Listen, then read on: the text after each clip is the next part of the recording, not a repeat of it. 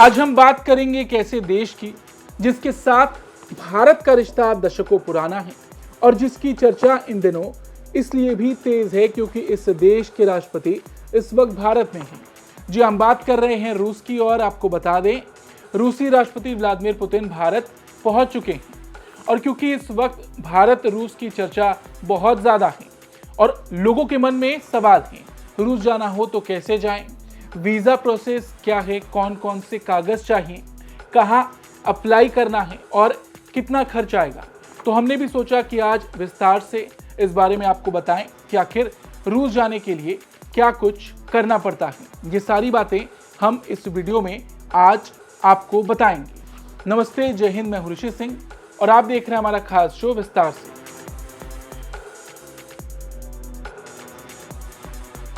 देखिए, कई सवाल इस वक्त चर्चा में हैं। रूस जाना है तो वीज़ा कैसे मिले, घूमने जाएं या पढ़ाई करने, नौकरी करनी हो या बिजनेस। इनमें से अगर आप किसी भी काम के लिए रूस जाना चाहते हैं तो कौन से कागज़ लगेंगे, कहाँ अप्लाई करना होगा, कितना खर्च आएगा, ये सारी बातें आज हम एक एक करके आपको बताएंगे। देखिए, सबसे पहले तो हम आपको ये बता देते हैं कि रूस जाने के लिए वीज़ा अनिवार्य है और इसके लिए जो रूस ने भारत में वीज़ा सेंटर्स बनाए हैं वहाँ पर आपको ये वीज़ा अप्लाई करने होंगे। और आपको बता दें, रूस में वीज़ा कई तरह के होते हैं, जैसे टूरिस्ट वीज़ा अगर आप घूमने जा रहे हैं, स्टडी वीज़ा पढ़ने के लिए, वर्क वीज़ा नौकरी या काम के लिए, बिजनेस वीज़ा व्यापार करने के लिए, प्राइवेट वीज़ा किसी रिश्तेदार दोस्त से मिलने और ट्रांजिट वीज़ा जब सिर्फ रूस से होकर गुजरना हो। मान लीजिए कोई कनेक्टिंग फ्लाइट है और हॉल्ट रूस में हो तो उसके लिए भी आपको एक ट्रांजिट वीज़ा चाहिए होगा।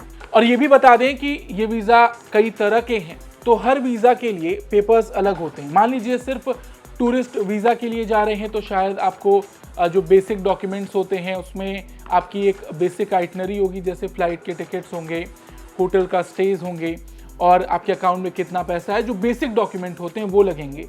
पढ़ाई के लिए जा रहे हैं तो ये डॉक्यूमेंट्स लगेंगे, साथ ही साथ आपके जो आपने पढ़ाई की है वो पेपर्स लगेंगे, जिस यूनिवर्सिटी में आपने अपना एडमिशन कराया है उसके पेपर्स लगेंगे।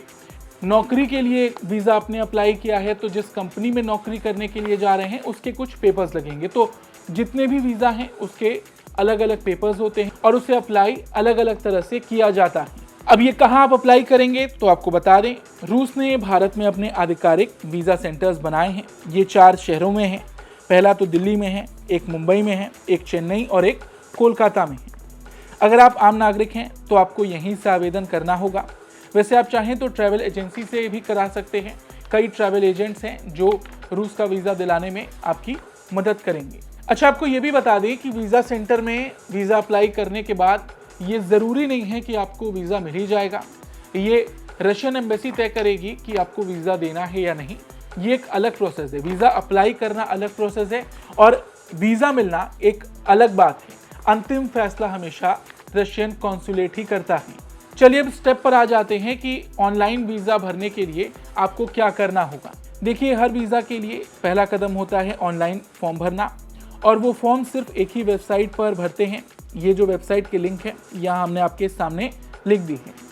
अब इसमें आपको बेसिक चीज़ें जो पूछी जाती हैं, जैसे नाम, पासपोर्ट नंबर, पता, ट्रैवल का उद्देश्य, रूस में कहाँ रुकेंगे, किसने बुलाया, अगर इनविटेशन है तो। फॉर्म भरने के बाद इसे प्रिंट कर लें और वीज़ा सेंटर ले जाएं।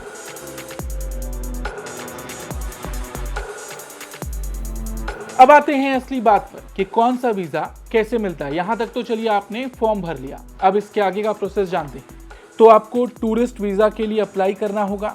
इसमें ज़रूरी डॉक्यूमेंट्स होंगे, पासपोर्ट 6 महीने तक वैध होना चाहिए, online form, photo, hotel booking, रूसी होटल, ट्रैवल एजेंसी का tourist invitation, flight ticket, visa fees और सेवा शुल्क। अब मान लीजिए ये वीज़ा आपने अप्लाई कर दिया।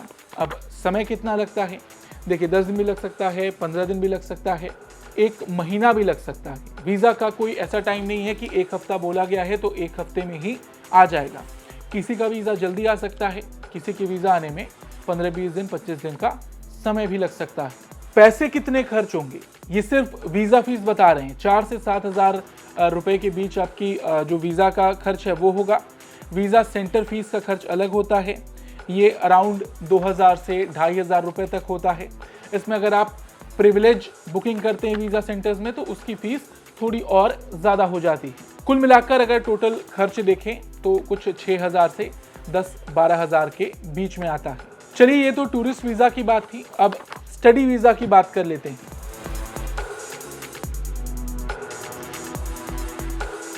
भारतीय छात्र खासकर MBBS के लिए रूस जाते हैं, उनके लिए स्टडी वीज़ा सबसे ज़रूरी होता है। यहाँ ज़रूरी डॉक्यूमेंट्स होते हैं रूस की यूनिवर्सिटी का आधिकारिक invitation, passport, photo, medical report और ऑनलाइन फॉर्म। स्टडी वीज़ा पहले 90 दिनों के लिए दिया जाता है, फिर रूस जाकर उसे लंबी अवधि मल्टीपल एंट्री वीज़ा में बदल दिया जाता है। इसकी भी फीस लगभग 7000 से 10,000 के बीच में होती है। यहाँ पर भी कुछ वीज़ा सेंटर्स की अपनी फ़ीस होती हैं, वो बेसिक फ़ीस है, वो आप किसी भी तरह का वीज़ा लेने जाएंगे तो आपको वो पे करनी होगी।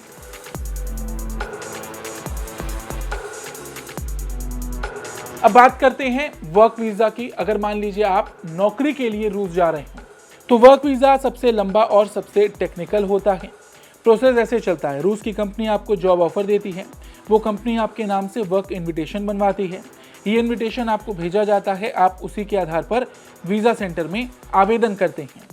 यहाँ पर ज़रूरी कागज़ होते हैं, कंपनी का invitation, passport, photo, online form, कुछ मामलों में मेडिकल टेस्ट। कितना खर्च आता है? जो बेसिक फ़ीस है 8 से 10-12 हज़ार रुपये तक एक बेसिक खर्च यहाँ भी आता है। बाकी अगर बात करें बिजनेस वीज़ा, ह्यूमैनिटेरियन वीज़ा या फिर प्राइवेट वीज़ा की, देखिए इनके लिए ध्यान रखने वाली सिर्फ एक बात है, इन्विटेशन लेटर होना चाहिए। कौन भेज सकता है? कोई रूसी कंपनी, कोई दोस्त, रिश्तेदार, कोई संस्था या संगठन। फीस और समय लगभग टूरिस्ट वीज़ा जैसी ही है। अब देखिए, वीज़ा सेंटर्स अलग अलग जगह पर बने होते हैं, जैसे दिल्ली में है, मुंबई में है, कोलकाता में है, लेकिन कुछ लोग रूसी दूतावास से भी वीज़ा डायरेक्ट ले सकते हैं। अब वो कैसे ले सकते हैं? देखिए, ये जानना ज़रूरी है। सारे लोग सीधे रशियन एम्बेसी नहीं जा सकते। दूतावास केवल डिप्लोमैट्स, सरकारी अधिकारी, उनके नज़दीकी रिश्तेदार, इन लोगों के आवेदन लेता है। बाकी सभी लोगों को वीज़ा सेंटर में ही जाना पड़ता है और यही सही तरीका है और इकलौता तरीका है।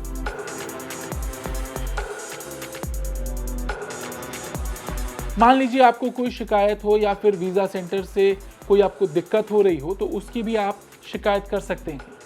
रूस ने ये साफ कहा है कि यदि किसी को वीज़ा सेंटर से कोई परेशानी हो तो सीधे शिकायत कर सकते हैं। और यहाँ पर देखिए, हमने ये ईमेल आईडी डाल दी है, यहाँ पर आप जाकर शिकायत कर सकते हैं। अब सबसे ज़रूरी सवाल, कुल खर्च कितना होता है? देखिए, लोगों का सबसे बड़ा सवाल हमेशा यही होता है कि ये सारे प्रोसेस में क्या खर्च होते हैं। तो वीज़ा फीस, जैसा कि हमने आपको बताया, तो देखिए वीज़ा फीस 4000 से 9000 रुपये के बीच होती है। सर्विस फीस 2000 से 2500 के बीच होती है। और क्योंकि आप तमाम तरह के डॉक्यूमेंट्स यहाँ पर देते हैं, तो फोटो, प्रिंट, तो इन सब की फ़ीस लगभग 200 से 500 रुपये के बीच मान लीजिए। यानी पूरा काम लगभग 8-9 हज़ार से लेके 12-13 हज़ार रुपये के बीच में हो सकता है। अब मान लीजिए ये तो वीज़ा प्रोसेस था। अगर आपको रूस जाना हो तो उसका एक खर्चा अलग होता है। देखिए, 8 से 10 हज़ार रुपये आपकी वीज़ा हो गई। भारत से रूस की डायरेक्ट फ़्लाइट्स होती हैं, एक स्टॉप के साथ भी फ़्लाइट होती है। डायरेक्ट फ़्लाइट आपकी 7 घंटे 8 घंटे की फ़्लाइट होती है और 23 से 24 हज़ार 25 हज़ार का मिनिमम जो टिकट होता है वो उससे शुरू होता है। मतलब 25 हज़ार से शुरू हुआ, ये 30 हज़ार भी हो सकता है, 35 हज़ार भी हो सकता है। और मान लीजिए आप घूमने के पर्पज़ से जा रहे हैं एक हफ्ते के लिए, तो एक दिन का रूस में एक होटल का खर्चा, बेसिक होटल है तो 8 से 10 हज़ार रुपये मान लीजिए। तो 7 दिन का अगर हम प्लान करते हैं टूरिस्ट पर्पज़ से तो 70 हज़ार रुपये होटल के हो गए, 50 हज़ार फ्लाइट का हो गया, 10 हज़ार वीज़ा का, लगभग 2 लाख, सवा 2 लाख, 2.5 लाख रुपए का खर्चा आएगा एक आदमी का, जहां वो एक हफ्ते 8 दिन 10 दिन जाकर रूस में घूम पाएगा। तो आज इस वीडियो में हमने रूस जाने का पूरा सही तरीका आपको बताया। रूस जाने के लिए वीज़ा अनिवार्य है, फॉर्म सिर्फ एक ही वेबसाइट पर मिलेगा। 4 शहरों में आधिकारिक वीज़ा सेंटर हैं। घूमने, पढ़ाई, नौकरी, हर चीज़ के लिए अलग वीज़ा है। फीस के बारे में हमने आपको बताया, कितना समय लगता है ये भी बताया, और कितना रुपए खर्च हो सकता है रूस पहुंचने में, ये भी हमने आपको आज इस वीडियो में समझाया। आपको ये वीडियो कैसा लगा, आपको ये खबर कैसी लगी, अपनी राय ज़रूर दें। धन्यवाद।